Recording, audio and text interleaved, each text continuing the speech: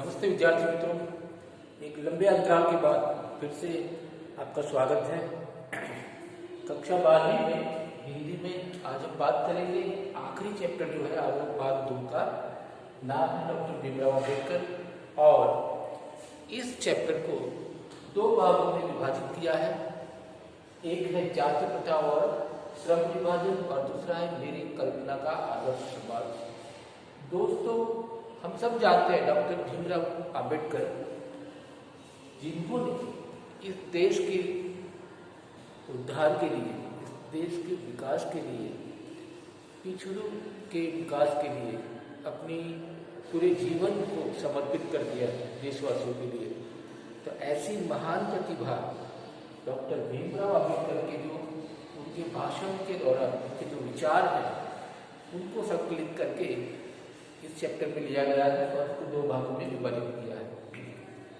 दोस्तों, सबसे पहले जरूरी है कि हम ये समझ लें कि वैसे तो हम जानते ही है कि डॉक्टर भीमराव अंबेडकर एक मान लो कि एक बहुत ही सुलगता और जलता और प्रकाशित करता हुआ सबको ऐसा एक सितारा था जो आज हमारे बीच नहीं है, लेकिन उन्हीं की बदौलत पूरे भारतवर्ष की जनता जो है वो काफ़ी अच्छी स्थिति में है, वरना पहले के हालात बहुत ही गंभीर थे, बहुत ही डरावने थे। तो ऐसे में जो गरीब है, जो शोषित है, पिछड़े हैं, ऐसे लोगों का उद्धार करने वाले डॉक्टर भीमराव अंबेडकर, उनका पहले परिचय हम प्राप्त कर लेते हैं, जिससे इस चैप्टर को हमें समझने में आसानी रहे कि ये जिस तरह से हम गांधी जी को मानते हैं कि उनका जीवन जो है वही एक संदेश है, इसी तरह से डॉक्टर भीमराव अंबेडकर जो है उनका जो परिचय है वही हमारे लिए संदेश है कि हम ऐसे जो गरीब है, जो पिछड़े हैं, ऐसे लोगों के साथ अन्याय न करके उनसे हम अपना ही साथी समझें और एक इंसानियत के नाते हम एक इंसान की तरह सभी से बिहेव करें, बर्ताव करें। ये संदेश जो है उनके जीवन से मिला है, उनके संघर्ष, पूरा जीवन का संघर्ष है वो हमें ये संदेश देता है। तो वैसे इतना जरूरी नहीं, इतना डिटेल में, लेकिन ये चैप्टर को समझने के लिए हमें डॉक्टर भीमराव अंबेडकर का जो परिचय है वो संक्षिप्त में समझना जरूरी है। तो आइए पहले उनका परिचय हम देख लेते हैं। तो भारत को संविधान देने वाले महान नेता डॉक्टर भीमराव अंबेडकर का जन्म 14 अप्रैल 1891 को मध्य प्रदेश के एक छोटे से गांव में हुआ था। डॉक्टर भीमराव अंबेडकर के पिता का नाम रामजी मालोजी सकपाल और माता का नाम भीमाबाई था। अपने माता पिता के लिए 14वीं संतान के रूप में जन्मे डॉक्टर भीमराव अंबेडकर जन्मजात प्रतिभा संपन्न थे, पहले से ही वो इतने प्रतिभाशाली थे। भीमराव अंबेडकर का जन्म महार जाति में हुआ था, जो पिछड़ी जाति मानी जाती थी, अभी भी शायद, जिसे लोग अछूत और बेहद निचला वर्ग मानते थे। बचपन में भीमराव अंबेडकर के परिवार के साथ सामाजिक और आर्थिक रूप से गहरा भेदभाव किया जाता था। भीमराव अंबेडकर के बचपन का नाम रामजी सकपाल था। अंबेडकर के पूर्वज लंबे समय तक, अंबेडकर जो थे उनके पूर्वज, पिता, दादाजी, परदादा, पूर्वज लंबे समय तक ब्रिटिश ईस्ट इंडिया कंपनी की सेना में कार्यरत थे और उनके पिता ब्रिटिश भारतीय सेना की मऊ छावनी में सेवा में थे। भीमराव के पिता हमेशा ही अपने बच्चों की शिक्षा पर जोर देते थे।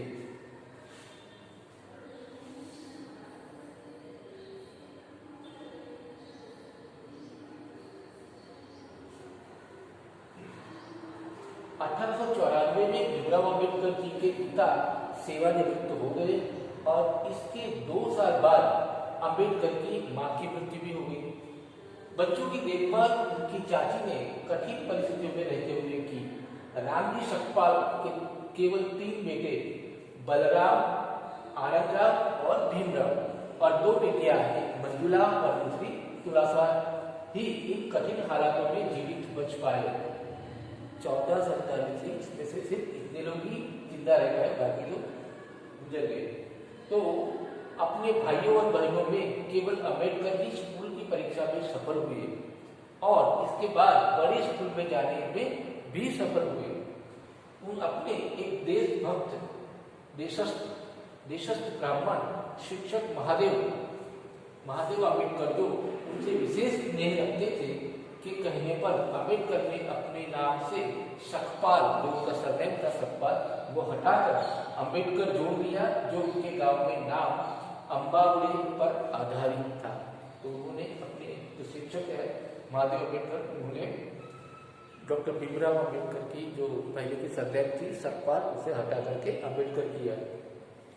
8 अगस्त 1930 को एक शोषित वर्ग जिसके ऊपर अन्याय होता है, जिसका शोषण होता है, तो ऐसे शोषित वर्ग के सम्मेलन के दौरान अम्बेडकर ने अपनी राजनीतिक दृष्टि को दुनिया के सामने रखा, जिसके अनुसार शोषित वर्ग की सुरक्षा उसकी सरकार और कांग्रेस दोनों से स्वतंत्र होने में है। इन्होंने 1930 में ही अपने विचार जो है वो सामने रखे दुनिया के सामने कि सही में ये जो शोषित लोग हैं उनकी सुरक्षा या उनको मानसिक या आर्थिक रूप से अच्छा बनाने के लिए जो भी प्रयास है वो करने जो चाहिए, उसके विचार जो है उन्होंने अपने सबके सामने रखे।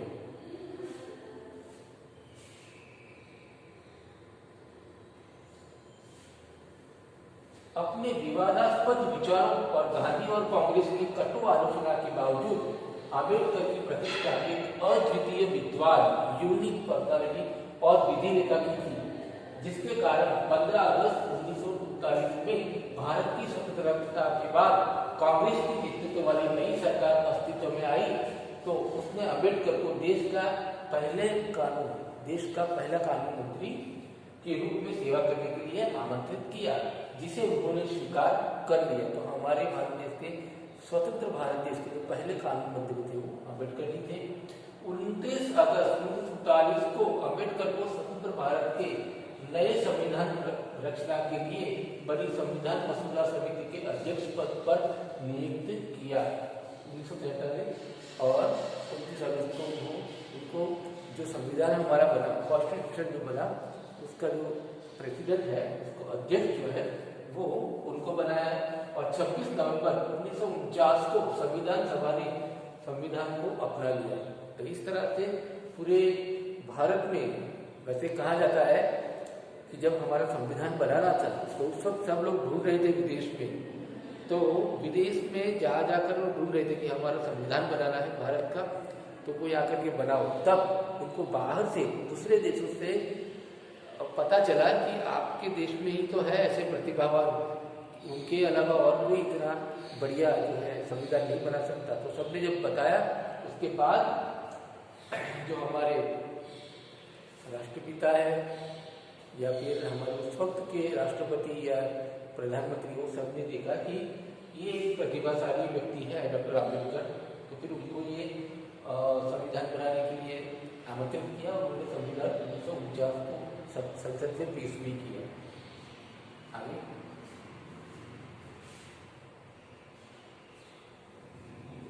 14 अक्टूबर 1956 को नागपुर में अम्बेडकर ने खुद और उनके समर्थकों के लिए औपचारिक सार्वजनिक समारोह का आयोजन किया। अम्बेडकर ने एक बौद्ध भिक्षु पारंपरिक तरीके से 3 रत्न ग्रहण और पंचशील को अपनाते हुए बौद्ध धर्म ग्रहण किया। 1956 को उन्होंने बौद्ध धर्म ग्रहण किया। 1948 से अम्बेडकर मधु प्रमेह से पीड़ित थे, यानी डायबिटीज से पीड़ित थे।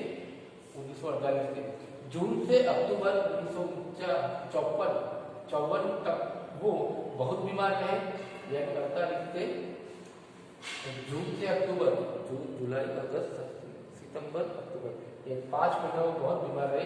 इस दौरान वो नैदानिक अवसाद और कमजोर होती दृष्टि से ग्रस्त थे, यानी उनको विजन की डायबिटीज की वजह से कभी तकलीफ थी।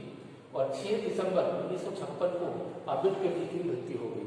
तो ऐसी प्रतिभाशाली व्यक्ति जिसको अमेरिका की कोलंबिया यूनिवर्सिटी जो है वो एड्रेस में उनका स्टैच्यू रखते हैं, उनकी प्रतिमा भी रखती है, और उनको उस यूनिवर्सिटी ने पूरे विश्व मानव के रूप में उनको सबके सामने घोषित किया।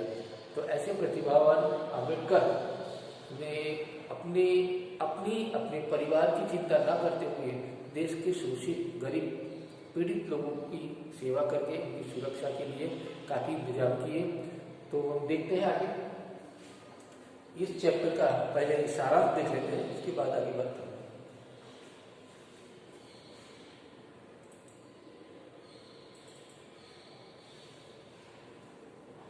तो अंबेडकर जी के विचार उनके भाषण में जो थे उसको किसी ने संकलित करके ये हमारे सामने पुस्तक के रूप में आए और उसमें से ये चैप्टर दिया है। तो देख लेते हैं क्या है यह पाठ श्रम विभाजन और जाति प्रथा। पहले हम ये बात करें कि श्रम विभाजन क्या है। तो श्रम विभाजन मतलब वर्क अलॉटमेंट, सबको अलग अलग काम करने का मतलब बंटवारा करना। और जाति प्रथा, जाति प्रथा जो हमारे समाज में ये दुर्भाग्य की बात है, बहुत विडंबना की बात है जो हमारे देश में ऐसा है कि जाति 4 भागों में बांटी गई, जिसमें पहला जो है ब्राह्मण, दूसरा क्षत्रिय, तीसरा वैश्य और चौथा शूद्र। तो ये जो है ये जातियां जो है इन भागों में बांटी गई और उसमें जो ऊपरी पायदान पर है, जो सबसे ऊपर है, वो सबसे अच्छा पवित्र माना जाता है और सबसे छोटा जो सफाई का काम करता है उसे शूद्र माना जाता है और बहुत ही नीचा माना जाता है। तो उसको देखना या उसको टकराना, उसको छूना भी एक पाप है, ऐसा समझते थे लोग। तो ऐसी प्रथा जो थी वो जाति प्रथा थी। तो हम देख लेते हैं कि श्रम विभाजन और जाति प्रथा में उनके अंबेडकर जी के क्या विचार है। तो यह बात अंबेडकर के विख्यात भाषण एनिहिलेशन ऑफ कास्ट 1936 पर आधारित है। 1936 में उनका जो भाषण था और टॉपिक जो था वो था एनिहिलेशन ऑफ कास्ट, उसके ऊपर आधारित है। इसका अनुवाद ललई सिंह यादव ने जाति भेद का उच्छेद शीर्षक के अंतर्गत किया। ये जो भाषण है उसका अनुवाद ललई सिंह यादव ने किया और जो पुस्तक बनी उसका नाम था जाति भेद का उच्छेद, यानी ये जाति का भेदभाव जो है ना उसको मिटाना। तो ये बुक जो है उसमें से यह भाषण जाति पाति तोड़क मंडल लाहौर, ये हमारे अध्ययन से पहले की बात है, जाति पाति तोड़क मंडल जो है ग्रुप है एसोसिएशन के वार्षिक सम्मेलन 1936 के अध्यक्षीय भाषण के रूप में तैयार किया गया था, परंतु इसकी क्रांतिकारी दृष्टि से आयोजकों की पूर्ण सहमति न बन सकने के कारण सम्मेलन स्थगित हो गया। अंबेडकर जी का ये जो भाषण था वो सम्मेलन होने वाला था वहां पर, लेकिन ऐसी जो क्रांतिकारी बात है, कोई रिवोल्यूशन की बात होती है तो लोगों को तकलीफ होती है। तो ये जो आयोजक थे उन लोगों ने ये सम्मेलन को फिर रद्द किया। पर उनको जो कहना था वो तो यहाँ हमारे सामने प्रस्तुत है कि लेखक कहता है कि आज के युग में भी, अंबेडकर जी के विचार कि आज के युग में भी जातिवाद के पोषकों की कमी नहीं है, यानी जाति पाति जो भेदभाव रखते हैं ऊंचा नीचा, ये ऐसा जातिवाद रखने वालों की यहाँ अभी भी कमी नहीं है। समर्थक कहते हैं, यानी जो जातिवाद को मानते हैं कि ये होना चाहिए, तो ऐसे समर्थक कहते हैं कि आधुनिक सभ्य समाज कार्य कुशलता के लिए श्रम विभाजन को आवश्यक मानता है। कुछ सभ्य लोग हैं, सोफिस्टिकेटेड जो लोग हैं, वो मानते हैं कि कार्य कुशलता के लिए यानी एक्सपर्टाइज के लिए श्रम विभाजन का होना जरूरी है। इसमें आपत्ति यह है कि जाति प्रथा श्रम विभाजन के साथ साथ श्रमिक विभाजन का भी रूप लिए हुए हैं।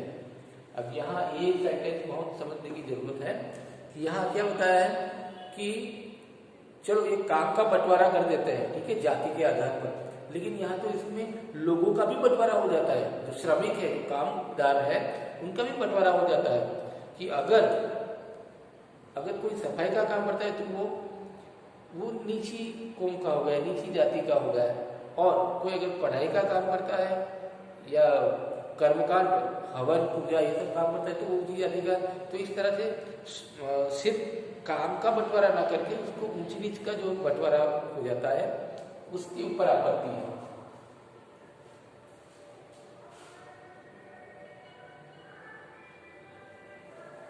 श्रम विभाजन सभ्य समाज की आवश्यकता हो सकती है, परंतु श्रमिकों का विभिन्न वर्गों में अस्वाभाविक विभाजन नहीं करती। भारत की जाति प्रथा श्रमिकों के स्वाभाविक विभाजन के साथ साथ विभाजित विभिन्न वर्गों को एक दूसरे की अपेक्षा ऊंच नीच भी करार देती है। जो हमने बात की, जाति प्रथा को यदि श्रम विभाजन मान लिया जाए तो यह भी मानव की रुचि पर आधारित नहीं है। जैसे हम जाति के आधार पर अगर श्रम विभाजन करें, मान लो कि जो ब्राह्मण है वही पूजा हवन करेंगे या पढ़ाने का काम करेंगे, ठीक है, तो समझ लो कि कोई ऐसा ब्राह्मण है जिसको ये पढ़ाई में बिल्कुल रुचि नहीं है और वो कोई कारपेंटर का काम या फिर तो कोई दूसरा काम, लड़ाई का काम, सिपाही का काम करना चाहता है जिसमें उसको रुचि है।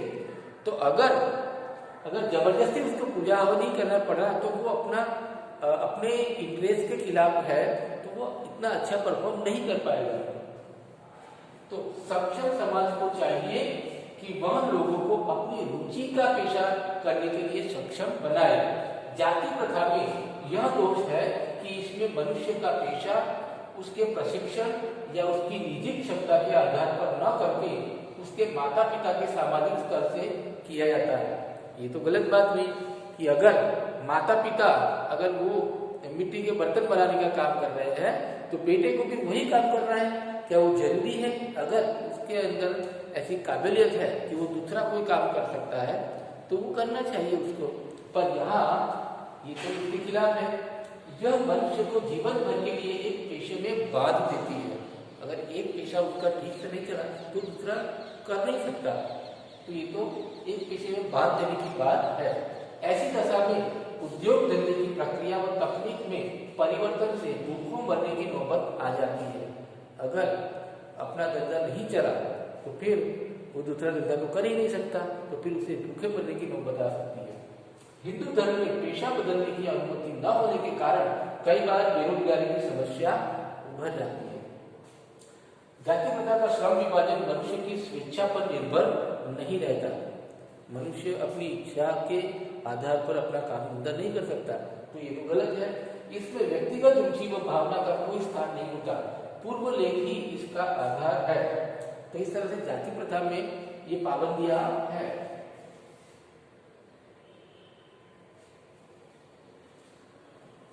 ऐसी स्थिति में लोग काम में अरुचि दिखाते हैं, अतः आर्थिक पहलू से भी जाति प्रथा हानिकारक है, क्योंकि यह मनुष्य की स्वाभाविक प्रेरणा, रुचि व आत्मशक्ति को दबाकर उन्हें स्वाभाविक नियमों में जबरकर निष्क्रिय बना देती है, यानी फालतू बना देते हैं, निकम्मा बना देते हैं। तो ऐसे हिंदू धर्म में ये पेशा बदलने की अनुमति नहीं है और उनकी जाति के आधार पर उनको जो घोषित किया है, जो तय किया है कि वही काम करना है, तो ये तो सही में इसके खिलाफ है।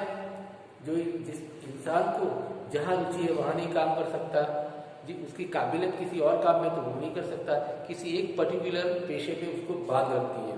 तो अम्बेडकर जी ने इस पाठ में, जिसका नाम जाति प्रथा और श्रम विभाजन है, उस पाठ में यही बताया है कि इंसान को अपनी रुचि और अपनी काबिलियत के हिसाब से उसको पेशा चुनने की अनुमति दी जाए। पर हिंदू धर्म में ऐसा नहीं है। वो कहते हैं कि जाति प्रथा के आधार पर, यानी कि जो उच्च वर्ग का है वो सिर्फ पढ़ाने का काम करेगा, भवन का काम करेगा, दूसरा जो क्षत्रिय है वो सिर्फ सिपाही का, मारकाट का काम करेगा, रक्षा का काम करेगा, और वैश्य है वो धंधा रोजगार करेगा, और शूद्र है वो सिर्फ सफाई का ही काम करेगा। तो ये रुचि काबिलियत के हिसाब से काम का बंटवारा ना हो करके एक अन्याय है, जिसके कारण किसी व्यक्ति को अपनी इच्छा के अनुसार पेशा बदलने की अनुमति नहीं है। इससे क्या होता है कि जो रोजगार है उसमें तो कमी आती है, और देश का जो विकास है उसमें भी, धंधा रोजगार में भी अगर इंटरेस्ट ना हो या काबिलियत ना होने के कारण वो अच्छा परफॉर्म नहीं कर पाता और उसको आमदनी नहीं मिलती और देश को भी ऐसा अच्छा मुआवजा नहीं मिलता। तो ये देश के विकास के लिए एक अवरोधक है।